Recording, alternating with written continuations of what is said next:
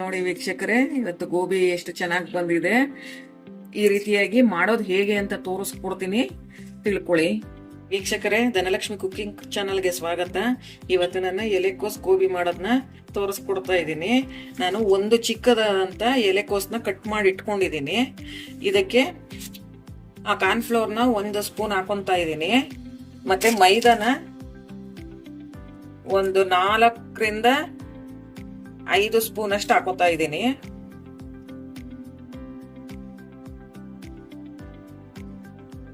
ಮತ್ತೆ ಇದಕ್ಕೆ 1 ರಿಂದ 1.5 ಸ್ಪೂನ್ ಅಷ್ಟು ಖಾರದ ಪುಡಿನ ಮಿಕ್ಸ್ ಮಾಡ್ಕೊತಾ ಇದ್ದೀನಿ.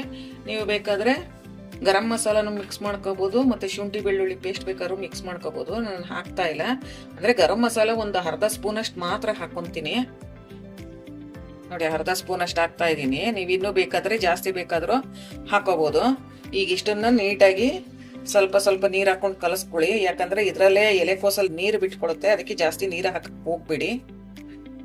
ಮತ್ತೆ 1 ಸ್ಪೂನ್ ಅಷ್ಟು ಸಾಲ್ಟ್ ನ ಮಿಕ್ಸ್ ಮಾಡ್ಕೊತಾ ಇದ್ದೀನಿ. ಇವಾಗ ಇದಕ್ಕೆ ನೀರ್ ಹಾಕೊಂಡು ಕಲಸ್ಕೊಳ್ಳಿ.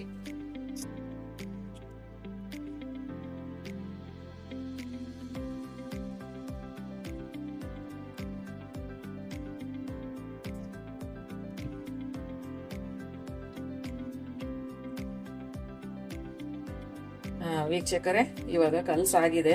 ಇದನ್ನ ಒಂದು 10 ನಿಮಿಷ ಹಾಗೆ ಇಡಿ.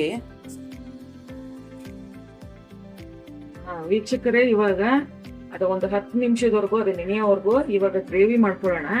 ಗ್ರೇವಿಗೆ ಮೊದಲು ಒಂದು 50 ಗ್ರಾಮ್ ಏನ್ ಬೇಡ, ಒಂದು ಟೇಬಲ್ 1.5 ಟೇಬಲ್ ಸ್ಪೂನ್ ಅಷ್ಟು ಎಣ್ಣೆ ಹಾಕೊಳ್ಳಿ.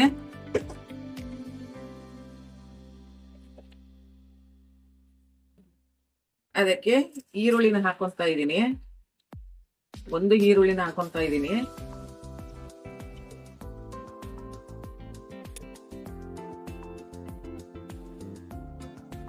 ಮತ್ತೆ ಕರಿಬೇವು ಸ್ವಲ್ಪ ಹಾಕೋತಾ ಇದ್ದೀನಿ.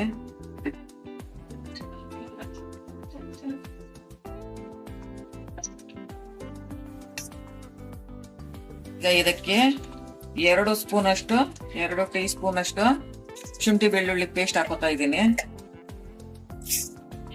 ಶುಂಠಿ ಬೆಳ್ಳುಳ್ಳಿ ಪೇಸ್ಟ್ ಇನ್ನೂ ಬೇಕಾದ್ರೆ ಸ್ವಲ್ಪ ಜಾಸ್ತಿ ಹಾಕೋಬಹುದು. ಅದು ನೀವು ಎಷ್ಟು ಎಲೆಕೋಸ್ ತಗೊಂಡಿದ್ದೀರಾ ಅದ್ರ ಮೇಲೆ ಡಿಪೆಂಡ್ ಆಗುತ್ತೆ. ಕಮ್ಮಿ ತಗೊಂಡಿರೋದ್ರಿಂದ ಕಮ್ಮಿ ಹಾಕೋತಾ ಇದ್ದೀನಿ. ಹೋಗೋವರೆಗೂ ಫ್ರೈ ಮಾಡ್ಕೊಳ್ಳಿ 2 ನಿಮಿಷ. ಈಗ ಹಸಿ ವಾಸನೆ ಹೋಗಿದೆ. ಇವಾಗ 2 ಲೋಟದಷ್ಟು ನೀರ್ ಹಾಕೊಂತಾ ಇದ್ದೀನಿ. ನಿಮ್ಗೆ ಬೇಕು, ಗ್ರೇವಿ ಜಾಸ್ತಿ ಬೇಕು ಅಂದ್ರೆ ಇನ್ನೂ ಸ್ವಲ್ಪ ಹಾಕೋಬಹುದು. ಮಿನಿಮಮ್ 2 ಲೋಟನಾದ್ರೂ ಹಾಕೊಳ್ಳಿ. ಇದಕ್ಕೆ ನಾನು 2 ಟೀ ಸ್ಪೂನ್ ಅಷ್ಟು ಖಾರದ ಪುಡಿನ ಹಾಕೋತಾ ಇದ್ದೀನಿ.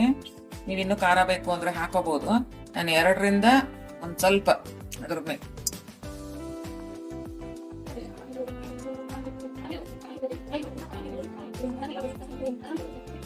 ಮತ್ತೆ ನಾನು ಇದಕ್ಕೆ 1 ಸ್ಪೂನ್ ಅಷ್ಟು 1 ಟೀ ಸ್ಪೂನ್ ಅಷ್ಟು ಸಕ್ಕರೆನ ಹಾಕ್ತಾ ಇದ್ದೀನಿ. ಅದ್ರ ಜೊತೆ 1 ಸ್ಪೂನ್ ಅಷ್ಟು ಒಂದ್ ಚಿಕ್ಕ ಅಚ್ಚಲ್ಲಿ ಒಂದು ಅರ್ಧ ಹಚ್ಚಷ್ಟು ಬೆಲ್ಲನ ಹಾಕೊಳ್ಳಿ. ಯಾಕಂದ್ರೆ ತುಂಬಾ ಟೇಸ್ಟ್ ಆಗಿರುತ್ತೆ, ಅದಕ್ಕೋಸ್ಕರ ಸಕ್ಕರೆ ಮತ್ತೆ ಬೆಲ್ಲ ಹಾಕಿದ್ರೆ ಟೇಸ್ಟ್ ಆಗಿ ಬರುತ್ತೆ, ಅದಕ್ಕೋಸ್ಕರ ಹಾಕಿದ್ದೀನಿ. ಮತ್ತೆ ಇದಕ್ಕೆ ಕಸೂರಿ ಮೇಥಿನ ಹಾಕೋತಾ ಇದ್ದೀನಿ. 1 ಟೇಬಲ್ ಸ್ಪೂನ್ ಅಷ್ಟು ಕಸೂರಿ ಮೇಥಿನ ಹಾಕೋತಾ ಇದ್ದೀನಿ. ಇವಾಗ ರುಚಿಗೆ ತಕ್ಕಷ್ಟು ಉಪ್ಪು ಹಾಕೊಂಡು 2 ನಿಮಿಷ ಕುದಿಯಕ್ ಬಿಡಿ. ವೀಕ್ಷಕರೇ, ಇವಾಗ ಕುದೀತಾ ಇದೆ. ಇದಕ್ಕೆ ನಾನು ರೆಡ್ ಚಿಲ್ಲಿ ಸಾಸ್ನ ಒಂದು ಸ್ಪೂನ್ ಅಷ್ಟು 1 ಟೇಬಲ್ ಸ್ಪೂನ್ ಅಷ್ಟು ಹಾಕಿದ್ದೀನಿ. ನೀವು ಬೇಕಾದ್ರೆ ಗ್ರೀನ್ ಚಿಲ್ಲಿ ಸಾಸು ಹಾಕೋಬಹುದು. ಗ್ರೀನ್ ಚಿಲ್ಲಿನ ಪೇಸ್ಟ್ ಮಾಡಿ ಬೇಕಾದ್ರೂ ಹಾಕೋಬಹುದು, ಖಾರ ಬೇಕು ಅಂದ್ರೆ. ಈಗ ಮತ್ತೆ ನಾನು 1 ಟೀ ಸ್ಪೂನ್ ಅಷ್ಟು ಕಾರ್ನ್ಫ್ಲೋರ್ನ ಕಲಸಿ ಅದಕ್ಕೆ ಹಾಕ್ತಾ ಇದ್ದೀನಿ. ಯಾಕಂದ್ರೆ ಗ್ರೇವಿ ಗಟ್ಟಿ ಹಾಕೋದಿಕ್ಕೆ ಇದನ್ನ ಹಾಕ್ಲೇಬೇಕು, ಅದಕ್ಕೋಸ್ಕರ ಹಾಕ್ತಾ ಇದ್ದೀನಿ.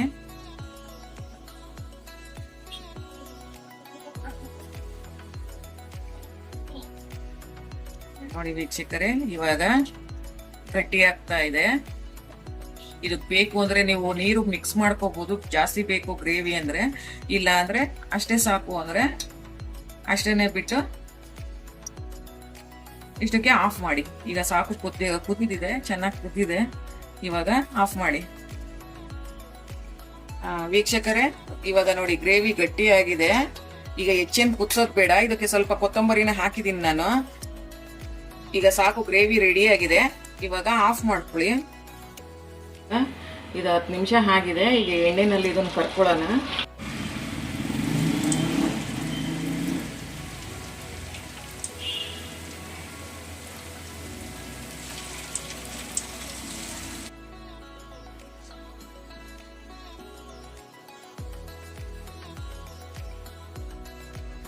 ವೀಕ್ಷಕರೇ, ಈಗ ಗೋಬಿ ಪಕೋಡ ರೆಡಿ ಆಗಿದೆ.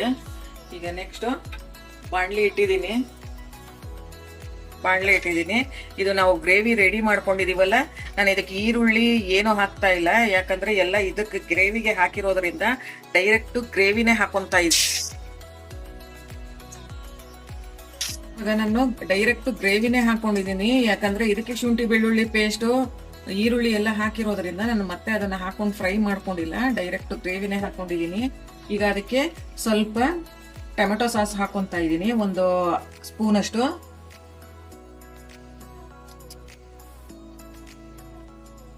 ಮತ್ತೆ ಸ್ವಲ್ಪ ಒಂದು ಅರ್ಧ ಸ್ಪೂನ್ ಅಷ್ಟು ಸೋಯಾ ಸಾಸ್ ಹಾಕೊಂತ ಇದ್ದೀನಿ.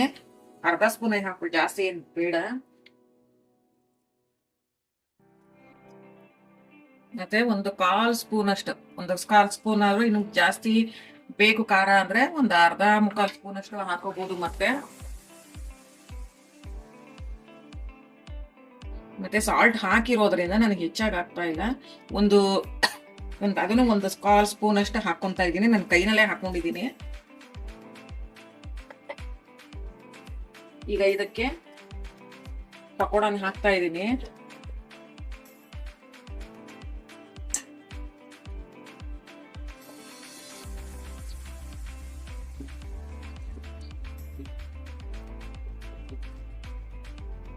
ಇದನ್ನೇನು ಹೆಚ್ಚು ಫ್ರೈ ಮಾಡೋ ಅವಶ್ಯಕತೆ ಇಲ್ಲ, 1-2 ನಿಮಿಷ ಸಾಕು.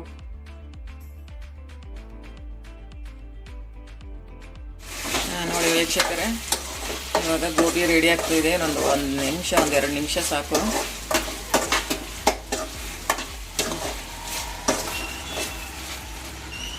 ವೀಕ್ಷಕರೇ, ಇವಾಗ ಗೋಬಿ ರೆಡಿ ಆಗಿದೆ. ಇದ್ರ ಮೇಲೆ ಸ್ವಲ್ಪ ಕ್ಯಾಪ್ಸಿಕಮ್ಮು, ಈರುಳ್ಳಿ ಹಾಕ್ಬಿಡ್ಬೇಕಾದ್ರೆ ಸರ್ವ್ ಮಾಡ್ಬೋದು. ಈ ಗೋಬಿ ರೆಸಿಪಿ ನಿಮಗೂ ಇಷ್ಟ ಆಗಿದ್ರೆ ಕಮೆಂಟ್ ಮಾಡಿ, ಲೈಕ್ ಮಾಡಿ, ಮತ್ತು ಶೇರ್ ಮಾಡಿ, ಸಬ್ಸ್ಕ್ರೈಬ್ ಮಾಡಿ. Thank you friends.